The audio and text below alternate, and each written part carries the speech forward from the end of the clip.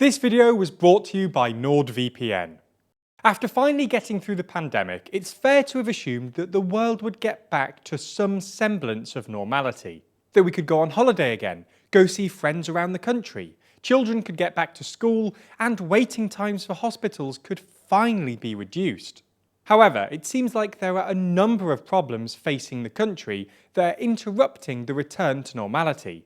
So, with strikes, an NHS crisis and a cost of living crisis, it seems reasonable to ask, are we entering a summer of discontent? Now, the phrase Summer of Discontent is a deliberate reference to the 1979 Winter of Discontent, which has become a bit of a cultural reference point in British political history. Mid-1970s Britain was beset by a number of crises. Firstly, inflation was running at an eye-watering level, 26.9%. Secondly, in 1974, the UK had the three-day week imposed, whereby commercial electricity usage was limited to just 3 days to conserve energy. TV companies were required to stop broadcasting at 10:30 p.m, and pubs had to close early. And thirdly, the UK was in recession. The point is, there were a lot of economic challenges.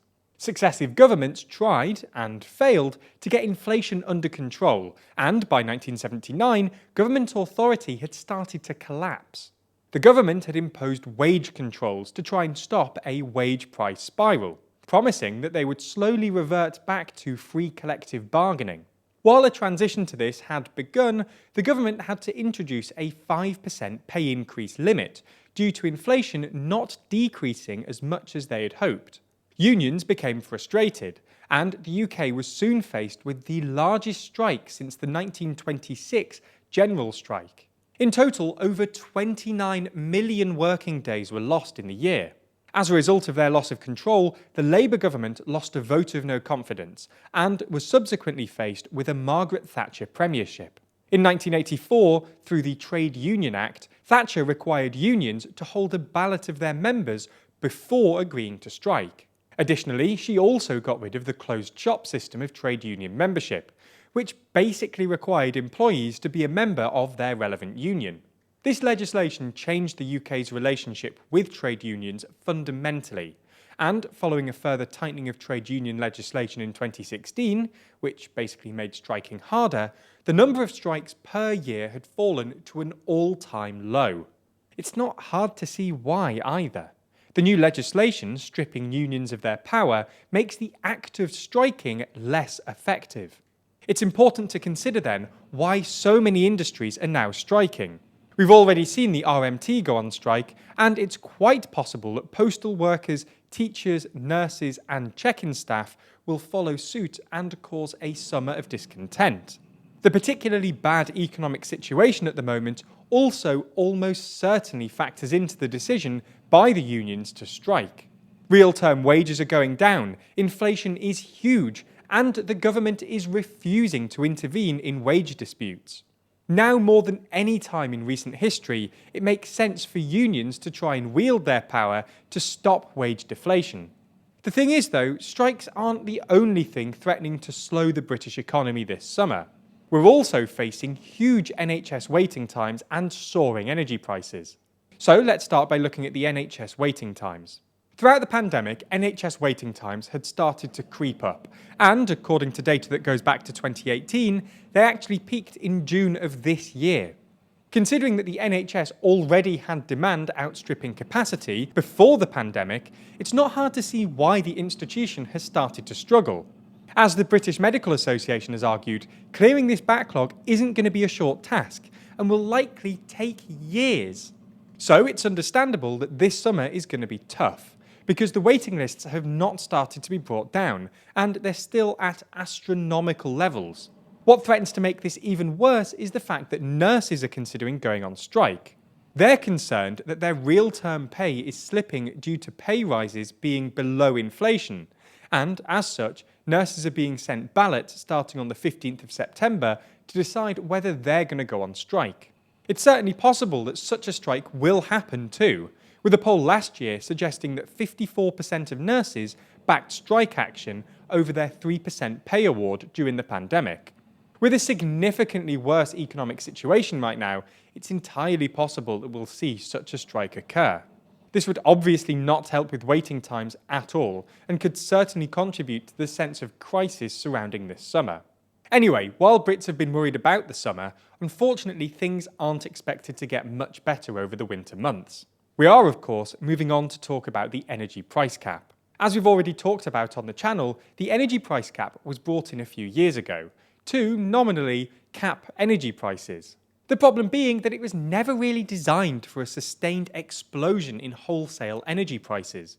All in all, meaning that the price cap is now expected to climb at truly astronomical rates over the next few months. According to projections by Cornwall Insight, the energy cap is set to spike from the current figure, just shy of £2,000, to nearly £3,600 come October, before spiking again in January to £4,250 plus. Separate projections by the energy consultancy Auxilione forecast the energy price cap to hit a staggering £5,000 in the second quarter of 2023. That would be over 4 times the energy price cap prior to the Russian invasion of Ukraine. The confluence of strikes, huge NHS waiting times, and soaring energy bills paints a pretty bleak picture for the next few weeks and months for the UK. Something that can be seen when looking at economic optimism among Brits. According to the Ipsos Economic Optimism Index, which measures the share of people who think the economy will improve in the next 12 months, minus the share of people who think it will get worse, the UK is currently in the same position as that immediately after the collapse of Lehman Brothers, with the index recording negative 60, i.e. just 20% said the economy will improve, and a staggering 80% said it'll get worse. It seems that, unfortunately, this summer, and potentially this winter too, may be a repeat of the winter of discontent. Without government intervention, things look to get pretty tough indeed. Pretty bleak, right? Well, if you want to cheer yourself up, then how about streaming something a little happier? But if you want access to a whole world of content, the only way to do that is with a VPN. NordVPN is far more than just a VPN which allows you to encrypt your web traffic. It's a full suite of tools to secure your digital life, from blocking malware and preventing malicious ad trackers to helping you set more secure passwords. And there's fun stuff too, because using NordVPN, you can access the internet through other countries, which means that region-locked content is available to you from anywhere. And as they have over 5,400 servers in 59 different countries, there's a lot of choice. So when you're at home, you can stream movies and films that aren't on your streaming services. And when you're away, you can still log in via your country, preventing all of your apps from freaking out and thinking that you're being hacked. So NordVPN really is an all-in-one security solution. And with the fastest connection of any VPN out there, now's the time to get yourself protected. So if you sign up for a 2-year subscription using our link, you'll not only get a massive discount, but you'll also benefit from their 30-day free trial to give you some peace of mind while you find out how much you love it. Anyway, thanks for your support, and thanks to NordVPN for sponsoring TLDR.